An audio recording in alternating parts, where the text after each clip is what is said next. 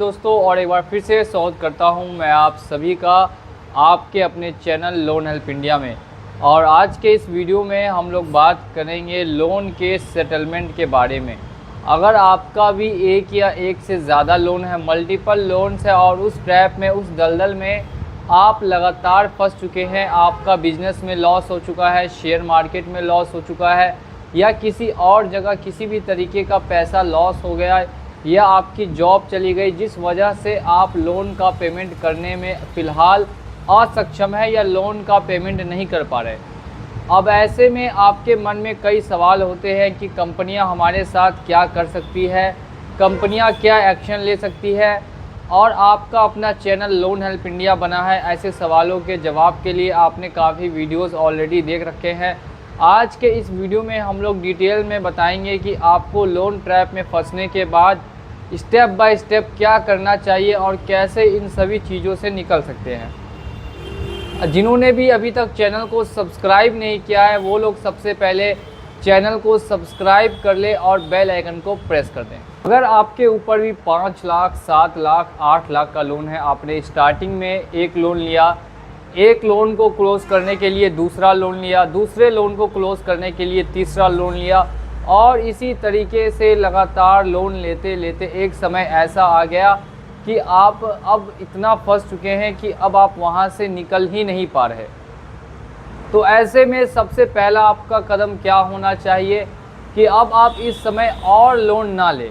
अगर आप इसके बाद भी और लोन लेते हैं तो समझ जाइए कि ये जो चीज़ है, अगर आपके पास अभी 5 लाख है तो कल होके 10 लाख हो जाएगी, परसों होके 20 लाख हो जाएगी। लेकिन लोन ख़त्म करने के लिए कभी भी लोन लेना नहीं चाहिए, और जो भी व्यक्ति ऐसा करते हैं वो लगातार ही इस चीज़ में फंसते जाते हैं। अब हम लोग नेक्स्ट स्टेप में बात करते हैं कि आखिर क्या इससे बाहर निकलने का कोई रास्ता है, और अगर है तो फिर वो क्या है। अगर आप पेमेंट नहीं कर पा रहे हैं तो सबसे पहला जो आपको काम करना है, मैं हर वीडियो में आपको बता रहा हूं, लेकिन इस वीडियो में और ज़्यादा मैं आपको नॉलेज देने की कोशिश करूंगा, तो आप वीडियो को देखते रहेंगे। अगर बैंक है या एनबीएफसी कंपनी है, वो किसी तरीके से आपके साथ दुर्व्यवहार नहीं कर सकती, ना ही आपको पकड़ के जेल में डाल सकती है। तो आपका जो डर है वो पूरा ही पहले ख़त्म हो जाना चाहिए। अब इसके बाद अगर हम लोग बात करते हैं तो आपको एक और चीज़ का ख्याल रखना है कि कंपनी को या बैंक को आप एक बार मेल करके एक जानकारी दे दें, इन्फॉर्मेशन दे दें कि आप अभी पैसा भरने में सक्षम नहीं हैं, और इन केस अगर आप मेडिकली अनफिट हैं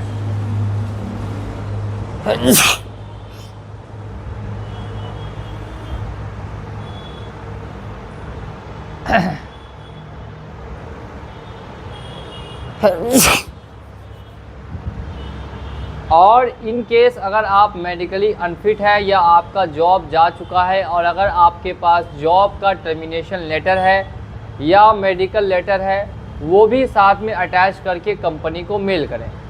मेल में जानकारी दे दें कि फ़िलहाल आप लोन का पेमेंट करने में असक्षम हैं।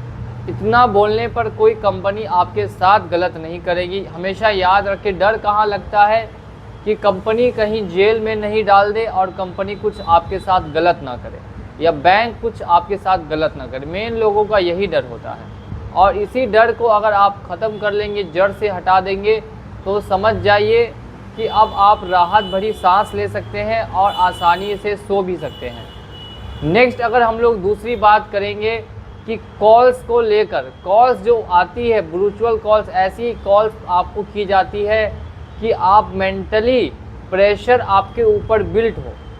ऐसा उनको कहा जाता है कि सामने वाले व्यक्ति को इतना कॉल पर टॉर्चर करो कि सामने वाला व्यक्ति कुछ और सोच ही ना सके लोन के अलावा। यानी कि आपको मेंटल प्रेशर देने की कोशिश की जाती है कॉल्स वगैरह करके। अगर आप ट्रैप में फंस चुके हैं, आप जेन्युइन व्यक्ति हैं, अगर आप चाहते हैं क्लोज करना, कर नहीं पा रहे हैं, तो आप घबराइए नहीं। आपको मैं बता रहा हूँ, कॉल्स को एक बार भी पिक नहीं कीजिए। कॉल्स अगर आप उठाएंगे तो समझ जाइए कि आपके ऊपर वो इतना प्रेशर डालेंगे, एक के बाद एक कॉल करेंगे। दिन भर भी अगर आप कॉल रिसीव करके समझाएंगे तो वो समझेंगे आपकी बात एक बार भी नहीं। और अलग अलग नंबर से अलग अलग एजेंट्स बार बार कॉल करते हैं। तो कॉल्स वगैरह के लिए मैंने आपको बता दिया कि कॉल्स वगैरह को आपको फ़िलहाल पिक नहीं करना। अब नेक्स्ट आ जाते हैं हम लोग स्टेप पे, जो आता है आपको रिकवरी एजेंसी का। अगर किसी थर्ड पार्टी रिकवरी एजेंसी को बैंक वाले या NBFC अपॉइंट कर देते हैं आपके घर पे आने के लिए, तो क्या करना चाहिए? इस पर भी काफ़ी लोग सोचते हैं और काफ़ी लोग घबरा जाते हैं कि अब तो रिकवरी एजेंसी को अपॉइंट कर दिया गया है, अब हमें कैसे इनसे निपटना है। देखिए, रिकवरी एजेंसी का आपने पैसा नहीं लिया, पैसा आपने बैंक से लिया था। बैंक आपके घर नहीं आ रहा, बैंक किसी तीसरे व्यक्ति को आपके घर भेज रहा है। तो समझ जाइए कि वो जो तीसरा व्यक्ति आपके घर पे आ रहा है वो 99% इल्लीगल व्यक्ति है। अब अगर आप एक इल्लीगल व्यक्ति से ही घबरा जाएंगे या फिर डर जाएंगे, तो फिर ये तो आपकी ही समझदारी के परे होगा। आपको बिल्कुल भी घबराना नहीं है। सामने वाला व्यक्ति जो आया है वो इल्लीगल है, थर्ड पार्टी है, हमेशा याद रखिए। अब उस थर्ड पार्टी को किस तरीके से भगाना है वो भी समझिए। आपको उनसे मांगना है ID कार्ड, ऑथराइजेशन लेटर, और साथ साथ में अगर ये दोनों चीज़ वो नहीं लेकर आ सकता, आप होम विजिटिंग लेटर नहीं ला सकता, तो समझ जाइए DRA लाइसेंस अगर उसके पास नहीं है तो समझ जाइए कि अब आप उसके खिलाफ़ कंप्लेन करने के लिए तैयार है। जल्द से जल्द उसकी फ़ोटो, उसका वीडियो कुछ भी बना लें और कल ही होकर उसके खिलाफ़ कंप्लेन कर दें।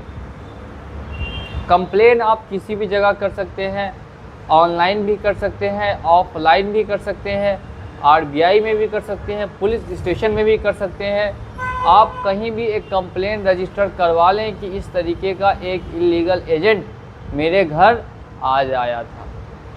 अब ऐसे में क्या होगा, आपके पास जो हाथ में प्रूफ्स है उनके आधार पर आपने कंपनी पे उल्टा दबाव डाल दिया। अब कंपनी या बैंक वाले उल्टा दबाव में आ जाएंगे और फिर दबाव में आने के बाद आपको परेशान करना कम कर देंगे या फिर बंद कर देंगे। तो इस तरीके से कुछ आपको लोन को हैंडल करना है। अगर आप इनको टालते रहेंगे किसी तरीके से 6 महीने 8 महीने अगर आप टाल देते हैं, तो 6-8 महीने के बाद आपको ऑफ़र आते हैं सेटलमेंट के। सेटलमेंट में भी आपको मिनिमम पे ही सेटलमेंट करना है। जैसा कि मैं हर वीडियो में आपको बताता हूँ, मिनिमम का मतलब हो गया 20% 30% पे ही सेटलमेंट करना है, उससे ज़्यादा पे आपको सेटलमेंट नहीं करना है। तो इन चीज़ों का आपको ध्यान रखना है और ध्यान में रखते हुए सेटलमेंट लेटर कंपनी को भेजिए। 20% पे ही पैसा आप पे कर सकते हैं या मैक्सिमम 30% पे ही कर सकते हैं। आज या कल बैंक या कंपनी इतने % पे राज़ी जब हो जाए, आप पेमेंट करके और लोन को हमेशा हमेशा के लिए क्लोज कर दें।